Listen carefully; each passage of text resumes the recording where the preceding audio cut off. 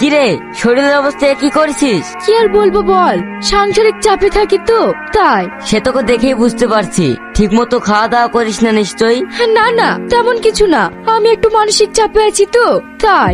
দাদা বাবু, আপনার চা। ঠিক আছে, রাখ। কিরে, চা খা। হ্যাঁ হ্যাঁ, খাচ্ছি। কি যেন একটা বলবো বলছিলি? জানিস বিশু, শাহিন আর আগের মতন নেই, একদম বদলে গেছে। আমার মনে হয় ওর অফিসে কোন একটা মেয়ের সাথে সম্পর্ক আছে। ধুর, এসব তুই ভুল ভাবছিস। শাইন এরকম ছেলেই না। তুই জানিস না, শাইন তোকে ভীষণ ভালোবাসে। খবরদার তুই এসব নিয়ে মন খারাপ করবি না। কতদিন এভাবে মন খুলে হাসিনি। আজ থেকে তুই এভাবে হাসবি। হাসলে তোকে কত সুন্দর দেখায় জানিস? বাহ, এটা বুঝি তোমার শান্তির জায়গা? তুমি কি বলছো? আমি একটু মানসিক চাপে ভেঙে পড়েছিলাম, তাই বিশুর সাথে একটু পরামর্শ করতে এসেছিলে, সেটা তুমি আমার সঙ্গে করতে পারতে। তুমি কখনো বুঝতে চাও না আমি কি চাই। কি হলো, এসব তুমি কি করছো?